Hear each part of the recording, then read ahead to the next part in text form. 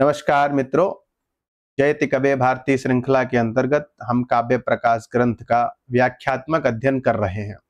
आज 48वें एपिसोड के माध्यम से हम ध्वनि काव्य के भेदोपभेदों का अध्ययन करते हुए अर्थ शक्त्युद्भव ध्वनि और उसके भेद तथा उसके अंतर्गत स्वतः संभवी जो अर्थ शक्त्युद्भव ध्वनि का ही भेद है उसको समझेंगे।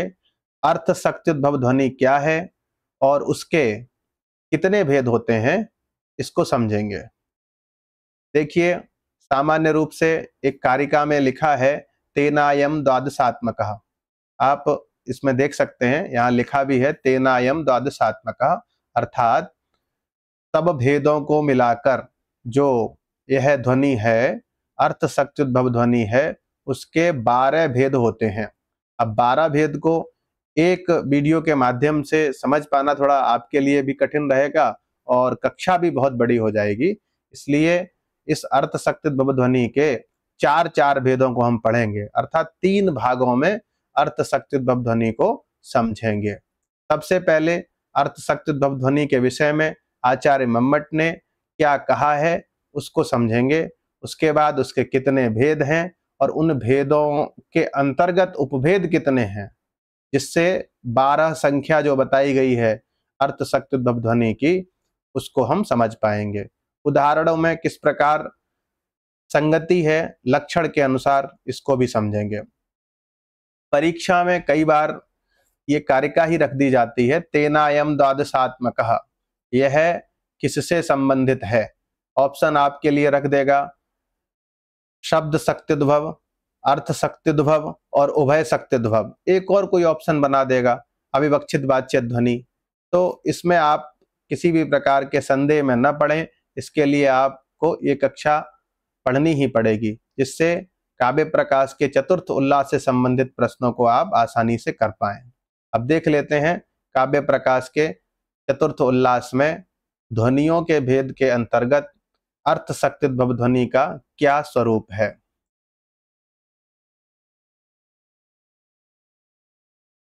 सूत्र संख्या 54 में आचार्य मम्मट लिखते हैं अर्थ शक्त्युद्भवोप्यर्थो व्यंजकः संभवी स्वतः प्रौढ़ोक्ति मात्र सिद्धो वा कबेस्तेनोम्भितस्य वा वस्तुवालंकृतिर्वेति तडभेदोऽसौ विनक्त यत् वस्तुअलंकारमथवा तेनायम द्वादशात्मका। ये आप देख सकते हैं सूत्र संख्या 54 है और इसमें लिखा है अर्थ शक्त्युद्भवः।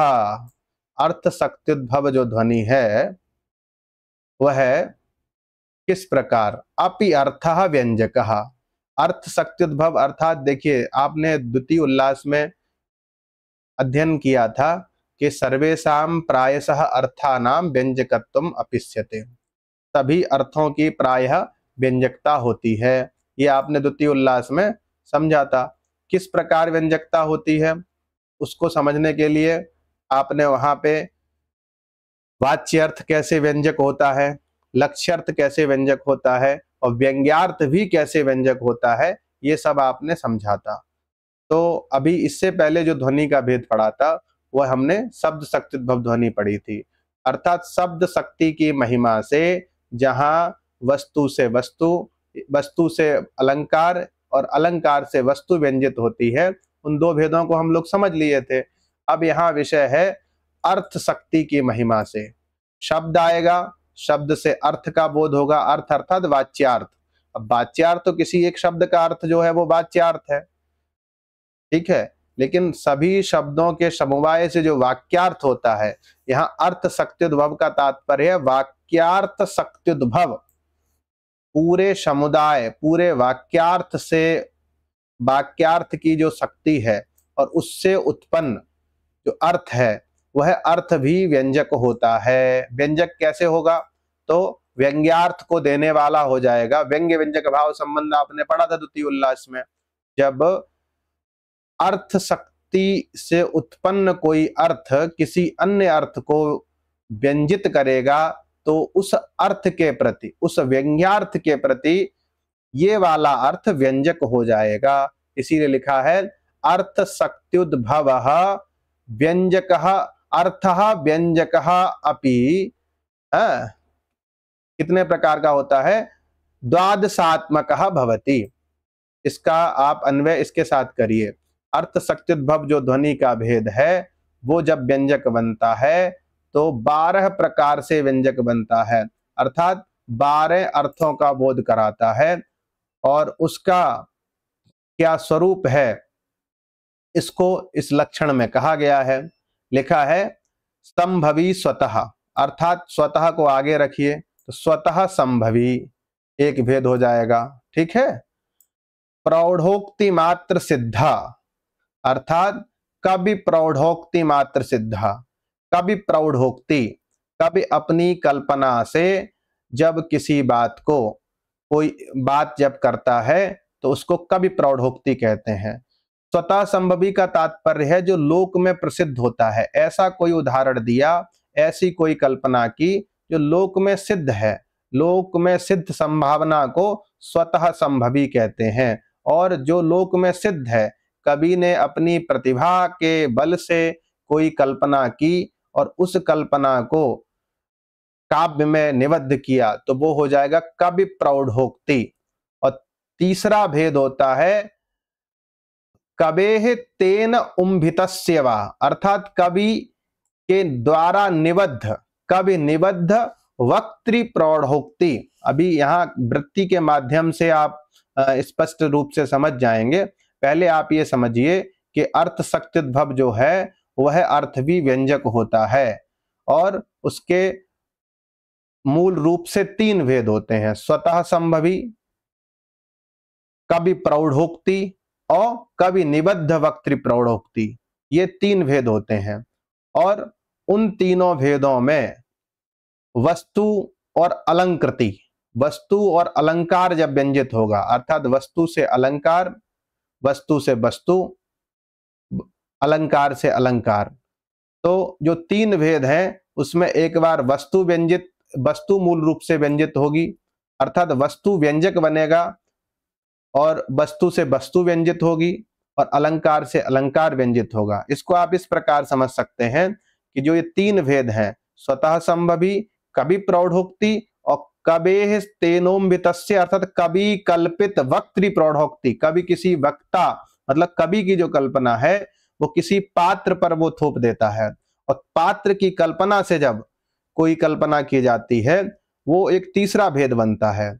और उन तीनों भेदों के वस्तु व्यंजित होने पर और अलंकार व्यंजित होने पर 2-2 भेद होते हैं। तो कितने भेद हो जाएंगे? षड भेदोसौ, असौ ध्वनि, असौ ध्वनि, अर्थ शक्त्युद्भव ध्वनि षड भेद, अर्थात अर्थ शक्त्युद्भव के 6 भेद, यद विनक्ति जो व्यंजित होता है उसके 6 भेद होते हैं। और फिर परस्पर वस्तु से वस्तु व्यंजित होती है, वस्तु से अलंकार व्यंजित होता है। तो 6 के जब डबल भेद हो जाएंगे तो 12 भेद हो जाएंगे। वस्तु अलंकारम अथवा तेन अयम द्वादशात्मक, अयम अर्थ शक्त्युद्भवः अर्थः अपि व्यंजकः भवति, तस्य 12 भेदाः भवन्ति। ये अभिप्राय है। जो अर्थ शक्त्युद्भव ध्वनि है उसके 12 भेद होते हैं। पहले 3 भेद होंगे, स्वतः संभवी, कवि प्रौढ़ोक्ति और कवि निबद्ध वक्तृ प्रौढ़ोक्ति। उम्भित का मतलब है कवि द्वारा कल्पित किसी वक्ता की कल्पना से संबद्ध जो चीज होती है उसको हम कवि निबद्ध वक्तृ प्रौढ़ोक्ति कहते हैं। और उन तीनों के 2-2 भेद हो जाते हैं, वस्तु व्यंजित, अलंकार व्यंजित। वस्तु व्यंग्य होगा तो वस्तु व्यंजित हो जाएगी और अलंकार का एक और भेद हो जाएगा। फिर वस्तु से अलंकार व्यंग्य होगा, अलंकार से वस्तु व्यंजित होगी। 2 भेद हो गए, वस्तु से वस्तु और अलंकार से अलंकार। इस प्रकार 12 भेद अर्थ शक्त्युद्भव ध्वनि के होते हैं। फिर से एक बार आप समझ लीजिए, ध्वनि के 2 भेद, अविवक्षित वाच्य ध्वनि और विवक्षितान्य परिवाच्य ध्वनि। अविवक्षित वाच्य ध्वनि के 2 भेद, अर्थांतर संक्रमित, अत्यंत तिरस्कृत। विवक्षितान्य परिवाच्य ध्वनि के 2 भेद, संलक्ष्य क्रम और असंलक्ष्य क्रम। संलक्ष्य क्रम व्यंग्य ध्वनि के 3 भेद, कौन कौन सा? शब्द शक्त्युद्भव, अर्थ शक्त्युद्भव और उभय शक्त्युद्भव। शब्द शक्त्युद्भव के 2 भेद हम पढ़ चुके हैं, वस्तु ध्वनि और अलंकार ध्वनि। उसके बाद अर्थ शक्ति उद्भव है उसको हम इस कक्षा के माध्यम से समझ रहे हैं, जिसके 12 भेद होते हैं। अब एक बार आप यहाँ पर वृत्ति देख लीजिए, जो चीजें यहाँ स्पष्ट नहीं हुई हैं, क्योंकि ये सूत्र है। आचार्य मम्मट की जो शैली है वो सूत्रात्मक है। जो बात इस कारिका में नहीं समझ में आएगी वो आपको यहाँ स्पष्ट बिल्कुल आराम से हो जाएगी। स्वतः संभवी न केवलम भड़िति मात्र निष्पन्नः यावत् बहिरप्यौचित्येन संभाव्यमानः। स्वतः संभवी का क्या मतलब है?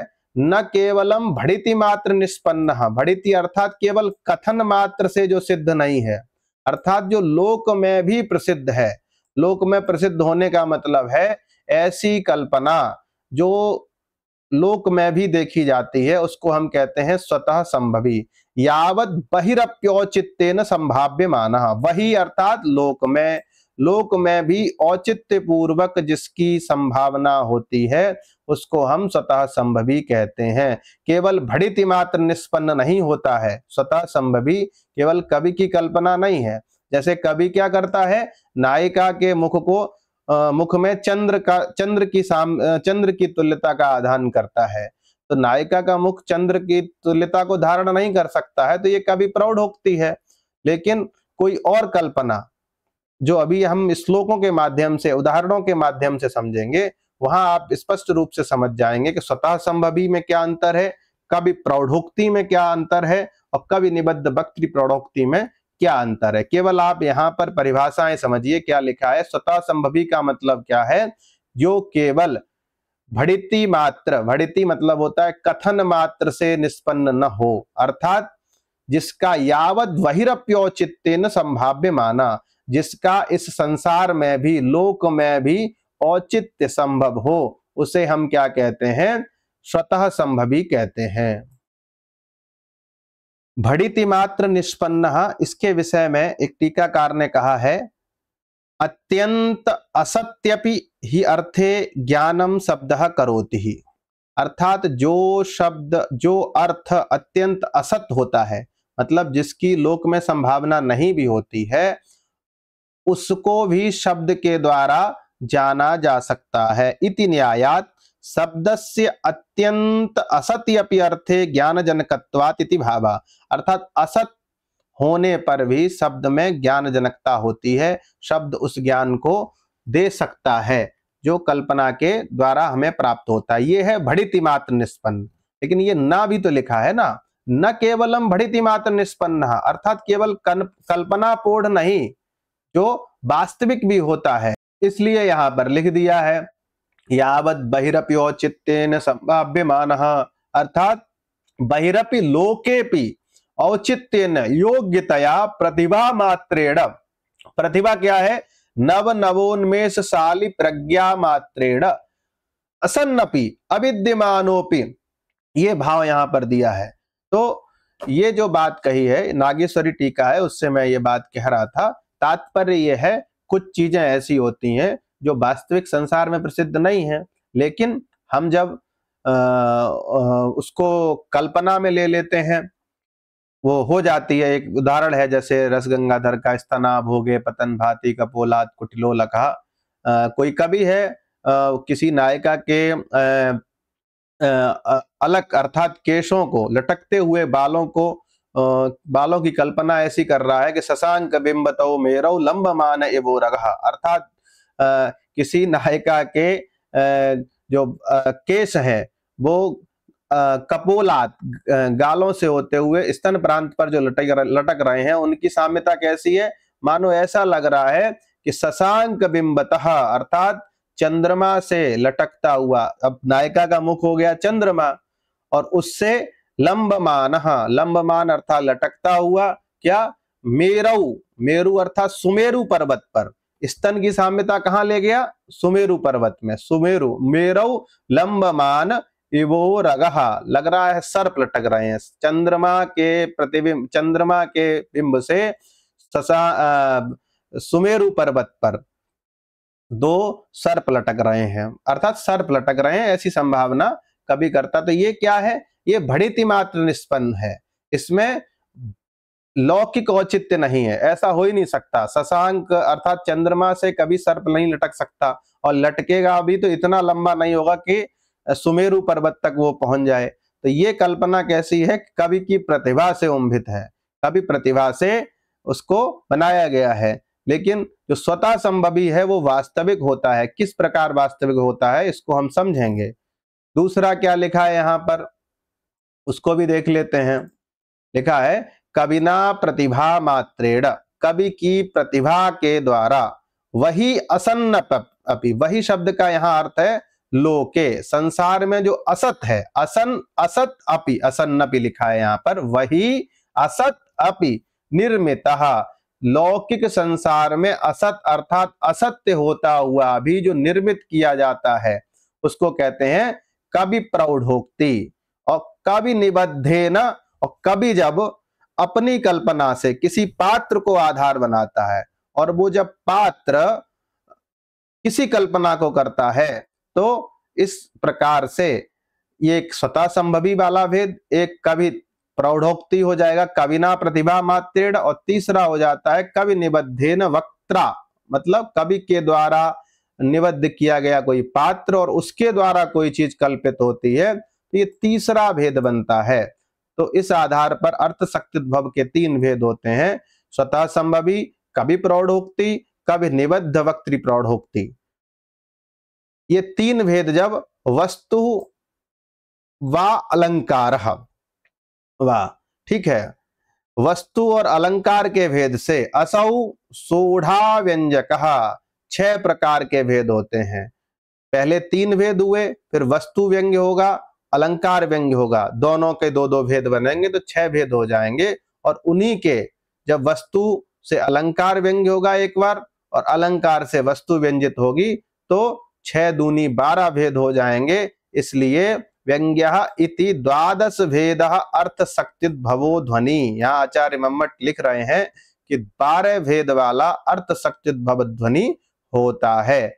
अब देखिए 12 भेद पढ़ेंगे तो हमें 12 उदाहरण पढ़ने पड़ेंगे, तो ये कक्षा बहुत बड़ी हो जाएगी।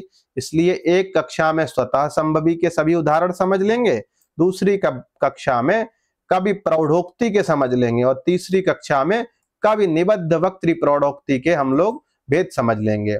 अब यहाँ पर एक दूसरे आचार्य हैं, आचार्य पंडित राज जगन्नाथ का आपने नाम सुना होगा। पंडित राज जगन्नाथ अर्थ शक्तिद्भव ध्वनि के केवल 8 भेद मानते हैं।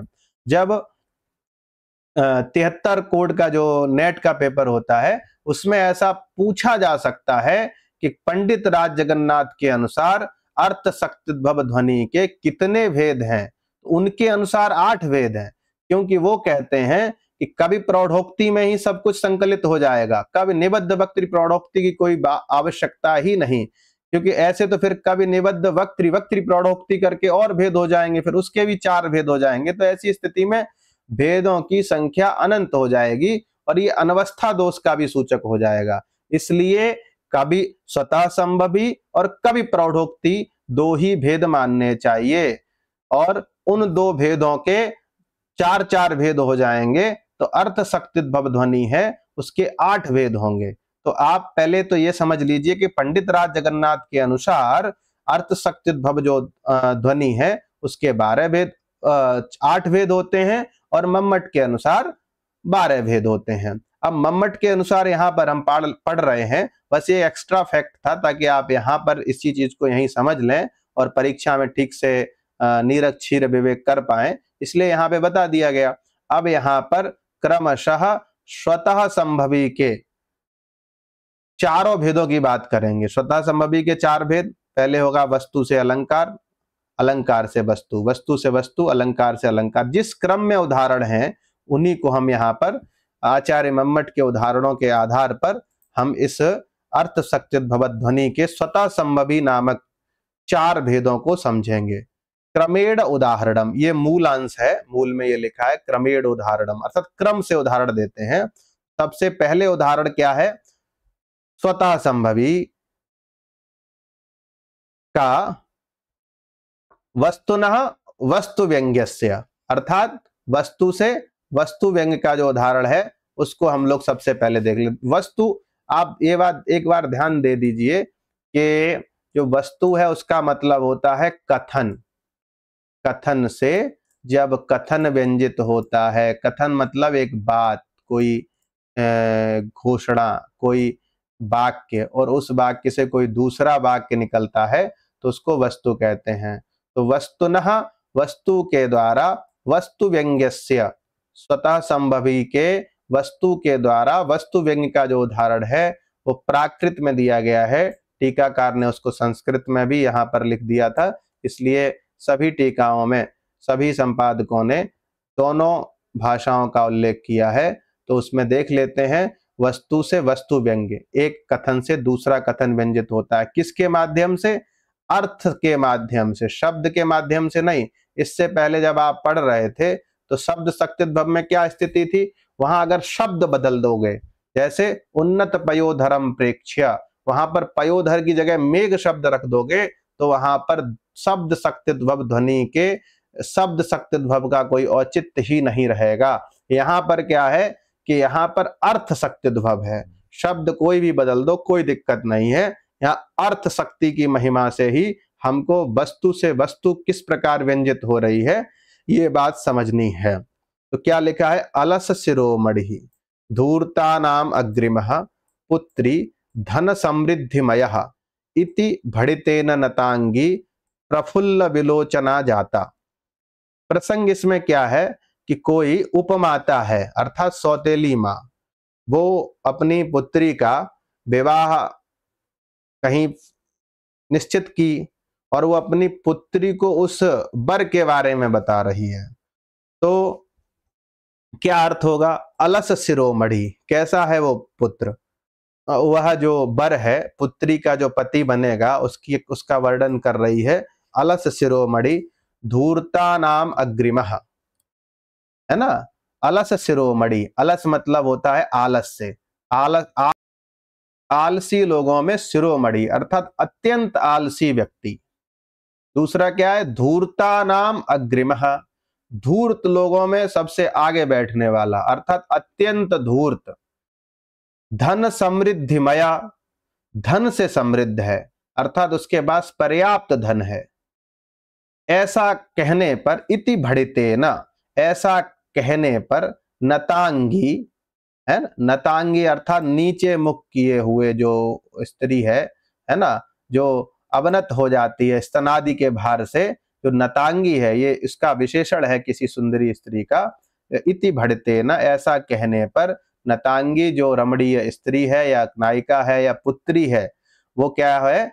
प्रफुल्ल विलोचना जाता। प्रफुल्ल अर्थात अत्यंत प्रसन्नता से उसके विलोचना, नेत्र एकदम खिल जाते हैं। अब भैया आप ये देखिए, किसी के लिए कोई वर देखने जा रहे हैं, उसमें कोई कह दे कि तुम्हारा पति अत्यंत आलसी है और धूर्त भी है, तो ऐसी कौन सी पुत्री या कौन सी नायिका या कौन सी बालिका होगी जिसको ये अवगुण सुन के प्रसन्नता का अनुभव होगा? तो आपाततः तो ऐसा लग रहा है कि अलस शिरोमणि धूर्ता नाम अग्रिमः, ये सब विशेषण जो हैं उनके आधार पर प्रसन्न होने की कोई बात ही नहीं है। तो यहाँ पर क्या अर्थ होगा? अब यहाँ पर जो नायिका है वो क्या समझेगी कि अगर आलसी है हमारा जो पति बनेगा, वो यदि आलसी है तो वो हमें पूरा समय देगा, अर्थात जो संयोग का काल है वो हमारे लिए पर्याप्त रहेगा। धूर्ता नाम अग्रिमः, धूर्तों में अग्रणी है, तो इसका मतलब जब वो हमारे साथ संयोग करेगा तो वो विविध प्रकार की चेष्टाओं को संपादित करेगा जिससे मेरा मन अत्यंत प्रसन्न होगा। ठीक है, आलसी है, ठीक है, कोई दिक्कत नहीं है। धन समृद्धिमया, धन और समृद्धि से युक्त है अर्थात पर्याप्त संसाधन उसके पास उपलब्ध है। जिसके पास पर्याप्त संसाधन उपलब्ध होते हैं वो निश्चित रूप से क्या होता है? आलसी हो ही जाता है। आलसी रहेगा, धन की कोई चिंता नहीं है, तो जितना चाहो उतना उसके साथ रमण करो, जिस समय तक चाहो उस समय तक रमण करो। इन सब चीजों से वो प्रसन्न हो जा रही है। यहाँ पर वैसे तो अवगुण बताए, अलस शिरोमणि और धूर्ता नाम अग्रिमा, लेकिन क्या हुआ? उससे उस नायिका के उपभोग के योग्य है वह व्यक्ति। अत्र मम एव उपभोग मम एव उपभोग्य, मेरे द्वारा ही वह व्यक्ति उपभोग्य है, अर्थात मेरे अनुकूल है वो व्यक्ति। ये वस्तुना वस्तु व्यज्यते, एक कथन से दूसरी बात व्यंजित हो रही है, दूसरा कथन व्यंजित हो रहा है। किसके दम पर? अर्थ के दम पर। अलस शिरोमणि ये कहने से क्या तात्पर्य हुआ कि वो आलसियों में श्रेष्ठ है। अब जो व्यक्ति आलसी है वो दूसरी स्त्री के पास जाएगा नहीं करेगा, जब जाएगा नहीं तो पूरा समय हमको देगा। धूर्तों में श्रेष्ठ है, तो जो रति क्रीड़ा के समय किए जाने वाले कार्य हैं उनको जब उन क्रियाओं को संपादित करेगा तो निश्चित रूप से उसको अत्यंत प्रसन्नता होगी। तो ये भी बहुत अच्छी बात होगी। धन समृद्धिमया, अब धन और समृद्धि से युक्त कब होगा व्यक्ति? जब लोभी होगा, और लोभी व्यक्ति किसी पर स्त्री के पास नहीं जाता है, इससे उसका विवाह हो जाता है, उसका ही उपभोग करता है।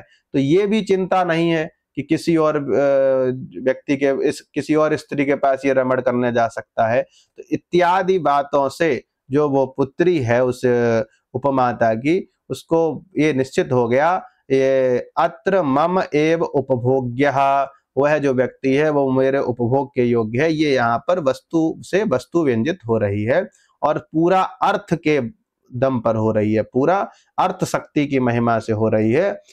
तो ये यहाँ पर वस्तु से वस्तु व्यंग्य होने का पहला उदाहरण था। दूसरा उदाहरण देख लेते हैं। स्वतः संभविना वस्तुनः अलंकार व्यंग्यस्य, ये मेरे द्वारा स्वयं लिखा गया है, ये टीका ईका में नहीं लिखा था, केवल समझने के लिए। दूसरा भेद, वस्तु से अलंकार व्यंग्य कैसे होता है?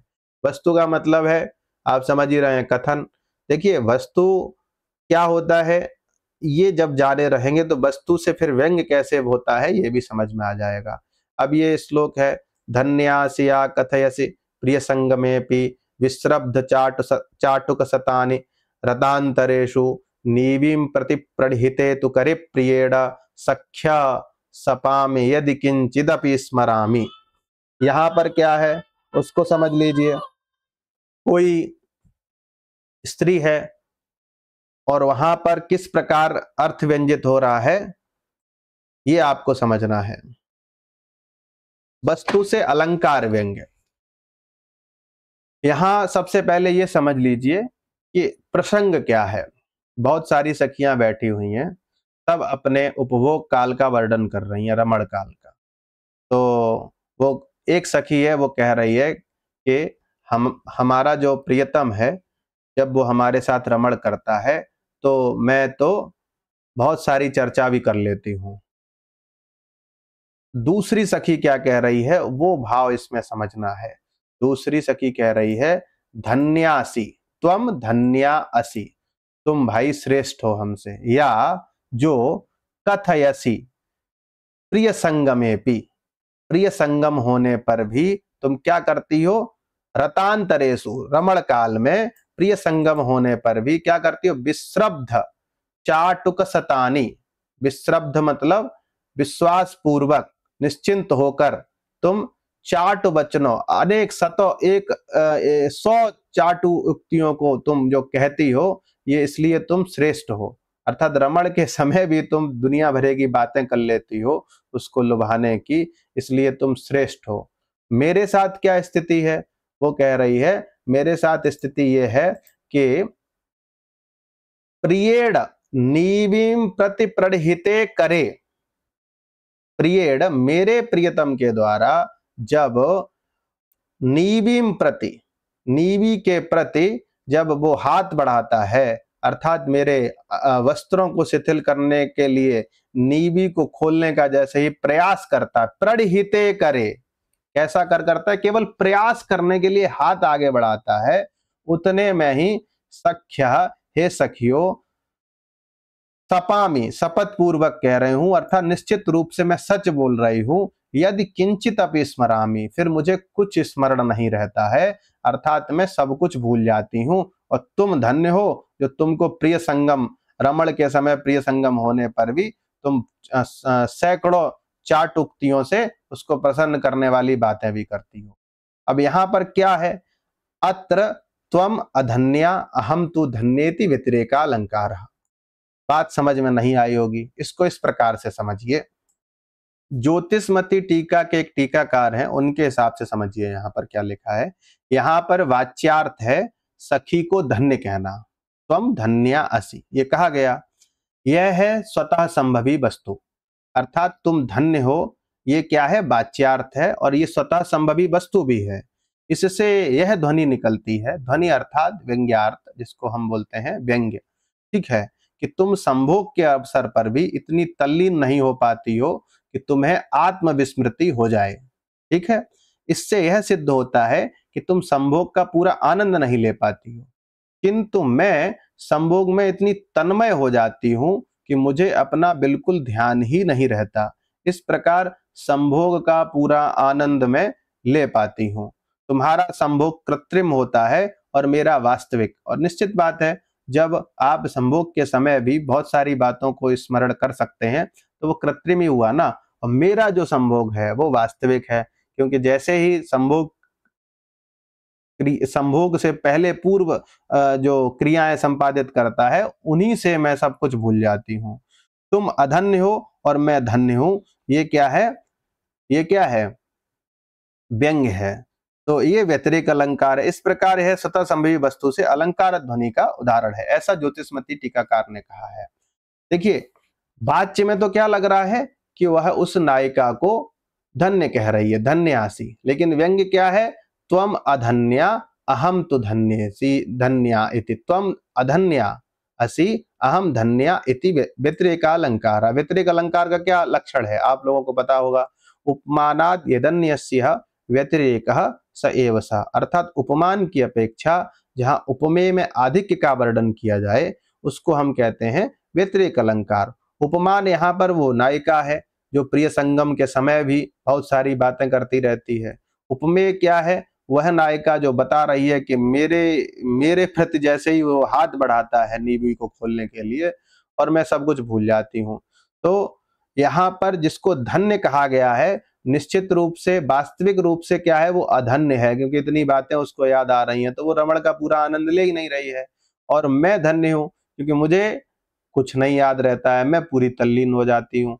तो यहाँ पर जो उपमान है, जो दूसरी नायिका है जिसको चाटुक सतवाक्य याद रहते हैं रमण के समय भी, वो है उपमान। और उसकी अपेक्षा जो उपमेय भूता इयम नायिका या इस रमण समय किंचिदपि न स्मरति सा नायिका अत्र उपमेय भूता, अतस्मात् कारणात् उपमानात् उपमेय भूतायाः नायिकायाः अत्र वैशिष्ट्य वर्णनम् अस्ति। अतः वैशिष्ट्य वर्णनत्वात् उपमेय आधिक्यम अतः व्यतिरेकालंकारः। तो यहाँ पर जो उपमेय भूत नायिका का यहाँ पर आधिक्य दिखाया गया है वो व्यंग्य है।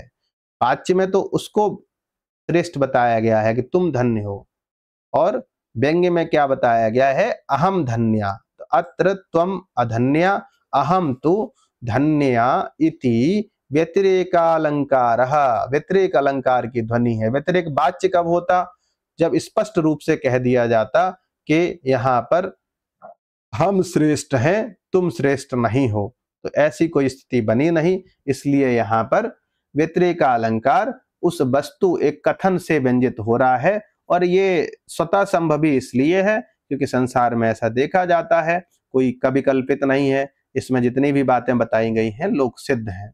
और अर्थ शक्तिद्भव इसलिए है क्योंकि पूरा अर्थ जब आप उसका अर्थानुसंधान करेंगे उसके बाद आपको समझ में आएगा। तो अर्थ शक्तिद्भव किसी शब्द के बल से यहाँ पर ध्वनि का बोध नहीं हो रहा है, इसलिए अर्थ शक्तिद्भव है। तो ये इतनी बातें आप इसमें समझ लेंगे। बातें तो बहुत सारी हैं, टीकाकारों ने यहाँ पर व्यतिरेक अलंकार को वाच्य भी कहा है। तो ये सब फिर द्वितीय स्तर का अध्ययन हो जाएगा। आप सामान्य रूप से ये समझिए, जब आप इसको समझ लेंगे जो हम बता रहे हैं, फिर आपकी अगर जिज्ञासा होगी तो मैं फिर अध्ययन करके आपको बताऊंगा। और यहाँ पर ज्यादा बताएंगे तो जो ज्यादातर यहाँ पर सरल पढ़ने वाले हैं, जो विदुषाम समवायः है, वो तो अपना स्वयं ही अध्ययन कर लेता है। ये केवल ऐसे छात्रों के लिए, ऐसे विद्यार्थियों के लिए है जिनको गुरुओं का सानिध्य किसी कारण से नहीं मिल पा रहा है, उनके लिए कक्षा तैयार की जा रही है और हमेशा बनी रहे, क्योंकि टेक्नोलॉजी का युग है।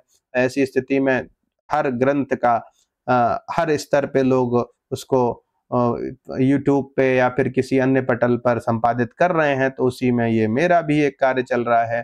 तो ये प्रथम स्तरीय आप इतना समझिए कि एक बात से यहाँ पर, एक कथन से, एक वस्तु से यहाँ पर व्यतिरेक का अलंकार व्यंजित हो रहा है, इसलिए यहाँ वस्तुनः अलंकार व्यंग्यस्य उदाहरणम इदम स्वतः संभवी।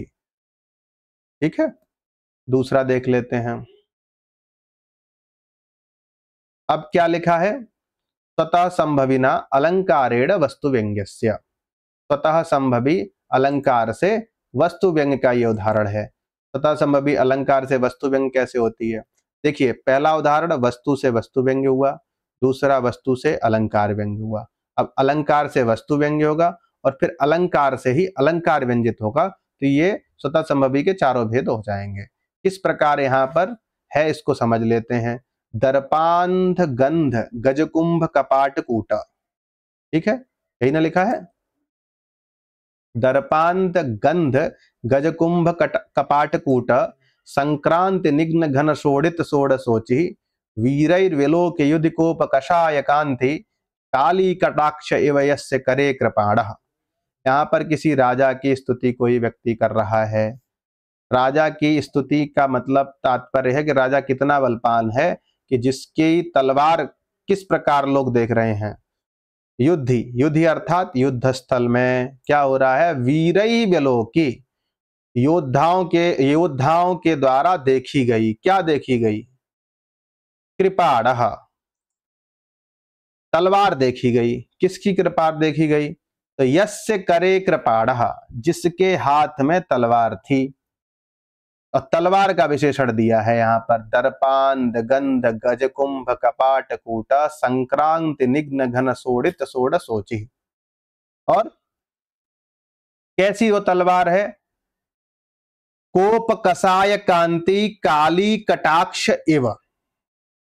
कृपाण का, तलवार का साम्य दिखाया है भगवती के नेत्रों में, काली के नेत्रों में। काली के जब नेत्र उस कोप कषाय, कोप अर्थात क्रोध के कारण, कषाय मतलब एकदम रक्त वर्णित कांति वाले हो जाते हैं, ऐसे काली के कटाक्षों से उस कृपाण की तुलना की गई है। बहुत बड़ा शब्द है। दर्पेण मदेन, दर्प मतलब होता है मद, और मद से जो अंधा है दर्पांध है, अर्थात जो मद जल स्रावित करने वाले हाथी होते हैं। हाथी जब बहुत पुराने हो जाते हैं या फिर अच्छे कोटि के होते हैं, तो उनके गंडस्थल से, माथे से मदजल बहने लगता है। जो मदजल बहता है और उसको कहते हैं, उस हाथी के लिए एक शब्द दिया है गंधगज। गंधगज एक हाथियों में, एक हाथियों का प्रकार है। गंधगज का क्या लक्षण दिया है? स्वेदम मूत्रम पुरीसम च मज्जा चैव मतंगजा यस्य आग्राय विमाद्यन्ति, यस्य आग्राय विमाद्यन्ति। एक सेकंड। तम विद्यात गंध हस्तिनम, अर्थात जिसके पसीने से, मूत्र से और जिसके गोबर आदि से जो गंध निकलती है, उस गंध के प्रभाव से जो अन्य हाथी होते हैं वो मदमस्त हो जाते हैं। ऐसे हाथियों के लिए गंधगज का उल्लेख शास्त्रों में दिया गया है। आपने जब काव्य प्रयोजन पढ़ा था तो उसमें लिखा था ना, अश्व गज इत्यादि लक्षणों का भी ज्ञान काव्य पढ़ने के लिए होना चाहिए, तो वो तो ज्ञान है नहीं। तो जहां पर ऐसे कठिन स्थल मिलते हैं तो वहां टीकाकारों ने लिख दिया है कि जो गंधगज होता है उसका क्या लक्षण होता है। तो दर्प से अंधा है गंधगज, है ना, और उस गंधगज के कुंभ, कुंभ मतलब होता है गंडस्थल, माथा जो होता है उसका, उस माथे पर, माथा कैसा है? कपाट के समान, किवाड़ के समान। और कपाट का जो कूट है, जो अग्रिम भाग है, अग्रिम भाग मतलब एकदम मध्य भाग, ऊंचा भाग जो होता है हाथी का यहाँ पर, उसमें संक्रांति मतलब संक्रमण से, है ना, संक्रांत्याः संबंधेन सम्यक प्रविशनेन, उस पर उसने तलवार मारी। और तब तलवार मारने से क्या हुआ? निघ्नम दृढ़ संबंधम घनम निविढ़म, दृढ़ संबंध जो हुआ, इतनी तेजी से तलवार मारी कि उससे घन अर्थात अत्यंत गाढ़ा सोड़ित, सोड़ित अर्थात रक्त वर्णित जो क्या है? रुधिर है, और उस रुधिर से शोण अर्थात रक्त हो गया है तलवार, और उस रक्त तलवार की जो सोची अर्थात जो कांति है, उस कांति का साम्य किसके समान है?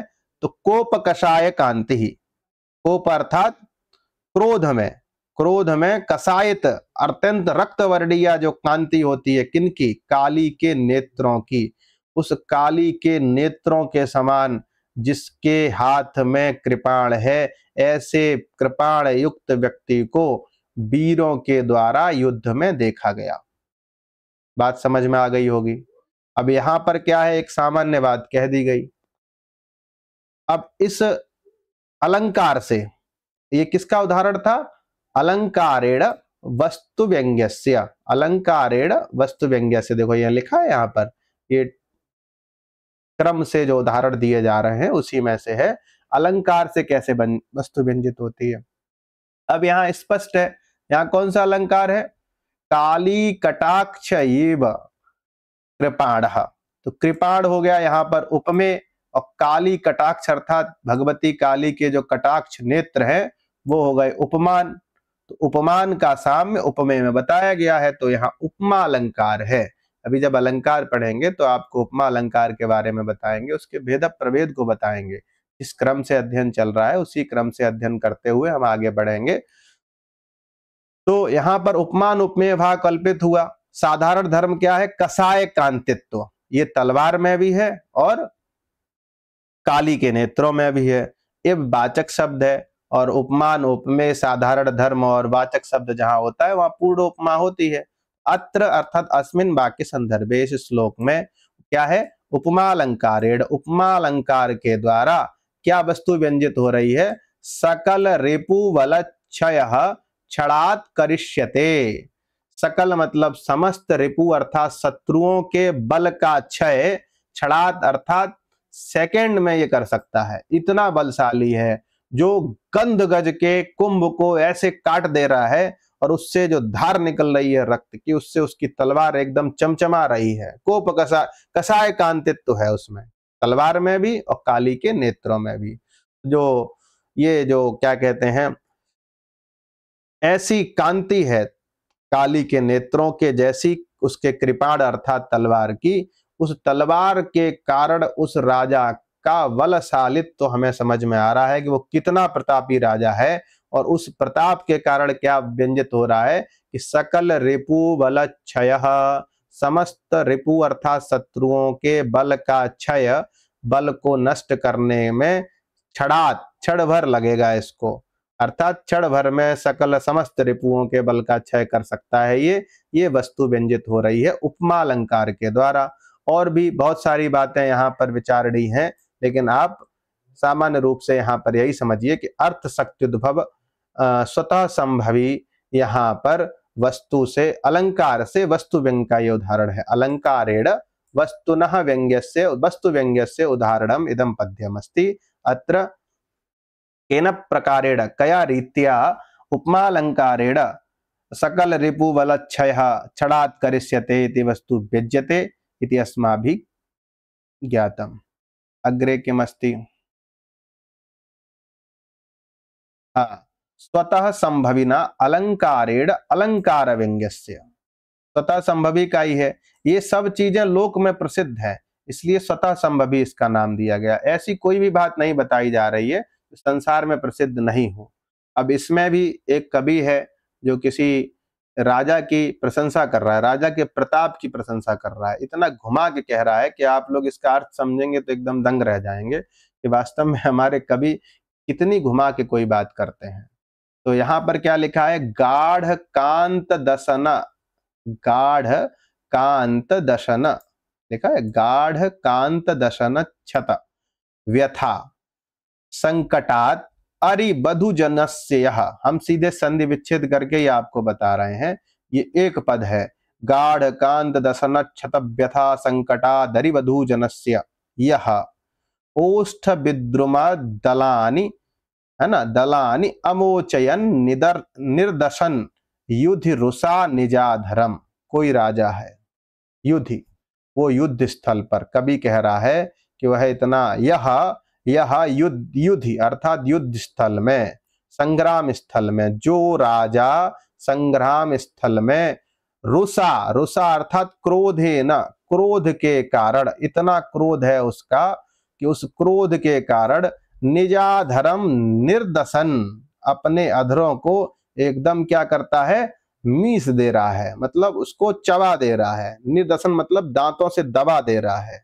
और अपने अधरों को दबा देने से क्या हुआ, अरिबधू जनस्य ओष्ठ विद्रुम दलानि अमोचयत। अरिबधूजन, अरि मतलब शत्रु, और शत्रुओं की जो स्त्रियां हुई वो अरिबधू हुई, और उन अरिबधुओं के मतलब शत्रुओं के स्त्रियों के ओष्ठ, ओष्ठ कैसे हैं, विद्रुम दलानि, ओष्ठ कैसे हैं, अत्यंत कोमल, विद्रुम दल कमल के पत्ते के समान एकदम कोमल हैं, उनको अमोचयत, उनकी रक्षा की, उनको छुटकारा दिलवाया। किस चीज से छुटकारा दिलवाया, तो गाढ़ कांत दशनच्छत व्यथा संकटात, गाढ़ मतलब अत्यंत तीव्र, कांत अर्थात उनके पति, और उनके पति जब संयोग काल में उनका क्या कहते हैं अधरपान कर रहे हैं, तो अधरपान करते समय क्या होता है, दंतक्षत हो जाता है।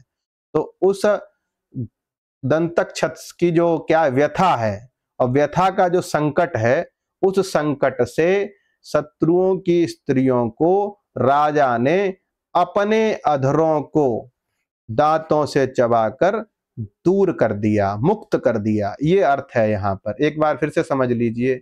यह जो राजा युद्धि, कहा, युद्ध स्थल में, निजाधरम अपने अधरों को, रुदा रुसा निर्दसन, रुसा अर्थात क्रोध से, अपने अधर अर्थात ओठों को मीस कर, ऐसे करके जो मीसते हैं ना गुस्से में, वो वाला करके, ऐसा करते हुए राजा ने क्या किया कि अरिबधूजन अर्थात शत्रुओं की जो स्त्रियां हैं उनके ओष्ठ विद्रुम दलों को मुक्ति दिलवाई। किससे मुक्ति दिलवाई, तो उन शत्रुओं के जो पति थे उनके द्वारा जो संयोग काल में जो दंतक्षत किया जाता था, अधरपान के समय जो दंतक्षत किया जाता था, उस दंतक्षत से जो कष्ट होता था, व्यथा जो होती थी, और उस व्यथा के संकट से इसने मुक्त कर दिया। अब बात कुछ समझ में नहीं आई होगी आपको। देखिए, राजा को क्रोध आया, क्रोध ने उसने अपना अधर मीसा दांतों से, और उसके कारण क्या हुआ कि उसने सारे शत्रुओं को मार दिया। अब जब शत्रु मर गए तो जो क्या कहते हैं अरिबधूजन है, शत्रुओं की जो स्त्रियां हैं, वो अब अधरपान इत्यादि से मुक्त हो गई। अधरपान नहीं होगा तो उनसे होने वाला जो व्यथा या संकट है उससे भी मुक्ति मिल जाएगी, है कि नहीं। तो ये जो भाव है, ये कभी किस प्रकार राजा की प्रशंसा कर रहा है, ये आप देखिए।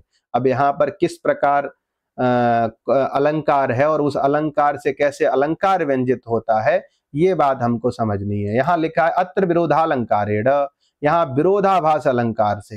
विरोधाभास अलंकार क्या होता है, विरोधो सह अविरोधोपि विरुद्धत्वेन यद्वच, भैया अपने ओठ मींज रहा है, उससे शत्रुओं की स्त्रियों के ओठों को मुक्ति कैसे मिल जाएगी, ये विरुद्ध बात हो गई ना। तो विरुद्ध लग रही है, लेकिन क्या है समझिए, अत्र विरोधालंकारेण, विरोधाभास अलंकार के द्वारा अधर निर्दसन, अधरों का दबाना, अधरों को अपने दांतों से दबाना, और समकालमेव उसी समय शत्रवो व्यापादिता, शत्रुओं को क्या किया, नष्ट कर दिया।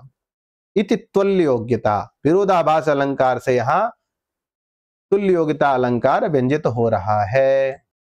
विरोधाभास अलंकार का मतलब है जहां विरोध हो, वास्तविक विरोध नहीं होना चाहिए, विरोध का आभास होना चाहिए। उसके विषय में लिखा है कि यहाँ पर विरोधाभास अलंकार वाच्य है, तुल्य योग्यता व्यंग्य है। विरोधाभास किस प्रकार वाच्य है, तो राजा क्या कर रहा है कि अपने ओठ काटे उसने, और अपने ओठ काटने से स्त्रियों को ओठ काटे जाने की पीड़ा से बचा लिया। जो स्वयं के ओठ काटता है वो दूसरे के ओठों की पीड़ा, कटने की पीड़ा से कैसे बचा सकता है, ये यहाँ पर विरोध हुआ। लेकिन बाद में यहाँ पर जब ये बात समझ में आई कि शत्रवो व्यापादिता, सभी शत्रु उसने मार दिए, इससे ये विरोध का परिहार हो गया। तुल्य योग्यता कहाँ होता है, तुल्य योग्यता अलंकार नियता नाम कृत धर्म स पुनस्तुल्य योग्यता नियता नाम, अर्थात जहां कई प्रस्तुत या अप्रस्तुतों का एक धर्म के साथ संबंध होता है। एक धर्म के साथ संबंध यहाँ पर किस प्रकार है, तो स्पष्ट बात लिखी है कि व्यंजना क्या निकलती है कि अपने अधर दर्शन से के साथ ही शत्रुओं को मार डाला। इस प्रकार स्वाधर दर्शन और शत्रु व्यापादन, अपने अधरों को जमाना और शत्रुओं को नष्ट करना, इन दोनों क्रियाओं का एक काल में एक धर्म के साथ संबंध बन रहा है, यही साधारण धर्म है। इसलिए यहां पर क्या है, तुल्य योग्यता अलंकार है। यहां पर टीकाकारों के बहुत विमत है, इसीलिए मैं टीका से ही, जो टीका में लिखा है वही बता रहा हूं। और आचार्य मम्मट को भी यहां पर विरोधाभास अलंकार से तुल्य योग्यता की स्थिति स्पष्ट नहीं लग रही थी, इसीलिए इन्होंने लिखा भी है। आचार्य मम्मट ने क्या लिखा है, मम क्षत्या अपि अन्यस्य क्षति निर्वर्तताम इति तद्बुद्धि उत्प्रेक्षते इति उत्प्रेक्षा च। मम क्षत्या, अर्थात मेरी क्षति से भी अन्य की क्षति निवृत्ति हो जाए, मतलब मेरी क्षति अर्थात राजा के द्वारा अपने ओठ काटे गए, और इसके ओठ काटने से दूसरे की क्षति अर्थात शत्रु स्त्रियों की क्षति जो होती थी उसकी निवृत्ति हो जाए, वो उन चीजों से मुक्त हो जाए, इस प्रकार की जो बुद्धि बन रही है और उसकी जो संभावना है, उससे उत्प्रेक्षा अलंकार भी है। यही भाव है, मम क्षत्यापि अन्यस्य क्षतिः निवर्तताम इति बुद्धि उत्प्रेक्षते इति उत्प्रेक्षा च। अब यहाँ पर विरोधाभास अलंकार से तुल्य योग्यता भी व्यंजित हो रही है और उत्प्रेक्षा अलंकार की भी यहाँ पर व्यंजना को आचार्य मम्मट ने लिखा है। तो आप केवल इतना समझिए कि इस श्लोक का अर्थ क्या है, और इस श्लोक में अलंकार के द्वारा अलंकार व्यंग्य हो रहा है। जो विवाद की स्थिति है, काव्य प्रकाश की 100 से अधिक टीकाएं हैं और सब ने अपने अपने हिसाब से खंडन मंडन रीति से काव्य प्रकाश के कई अर्थ करने का प्रयास किया है। अगर उसमें उलझोगे तो न परीक्षा निकलेगी, न इसका क्या कहते हैं भाव समझ में आएगा। ये द्वितीय तृतीय स्तर का अध्ययन है कि यहाँ पर विरोधाभास से तुल्य योग्यता व्यंजित मानी जाए या उत्प्रेक्षा, है ना। इसको समझने के लिए आपको पहले सामान्य अर्थ समझना पड़ेगा कि इस पद्य का अर्थ क्या है, किस प्रकार यहाँ पर विरोधाभास अलंकार है, और उस विरोधाभास वाच्य विरोधाभास अलंकार से तुल्य योग्यता अलंकार व्यंजित हो रहा है। ये इतना समझिए। और दूसरा, ये किसका उदाहरण है, स्वतः संभवी का वस्तु अलंकार से अलंकार व्यंग्य का उदाहरण है। तो आपने यहाँ पर एषु उदाहरणेषु स्वतः संभवी व्यंजकः, इन जो ये 4 उदाहरण दिए गए, पहले उदाहरण में वस्तु से वस्तु व्यंजित हो रही थी, दूसरे उदाहरण में वस्तु से अलंकार व्यंजित हो रहा था, तीसरे उदाहरण में अलंकार से वस्तु व्यंजित हो रही थी, ठीक है, और चौथा उदाहरण तो आपने अभी देखा ही, अलंकार से अलंकार व्यंग्य का था। तो इन चारों उदाहरणों में आपने स्पष्ट रूप से ये समझ लिया कि ये जो आपका मुख्य विषय है स्वतः संभवी। स्वतः संभवी भाग 1 में हमने रखा, स्वतः संभवी के चारों उदाहरणों को आपने जाना और किस प्रकार वहां पे ये लक्षण की संगति हो रही है अर्थ शक्ति भवत ध्वनि के, इसको भी समझा। चारों उदाहरणों में अर्थ के प्रभाव से ही ध्वनि हो रही है, इसलिए अर्थ शक्ति उद्भव है, अर्थ शक्ति की महिमा से ही यहाँ पर ध्वनि का बोध हो रहा है। इसलिए ये अर्थ शक्ति उद्भव ध्वनि के स्वतः संभवी के चारों भेद थे।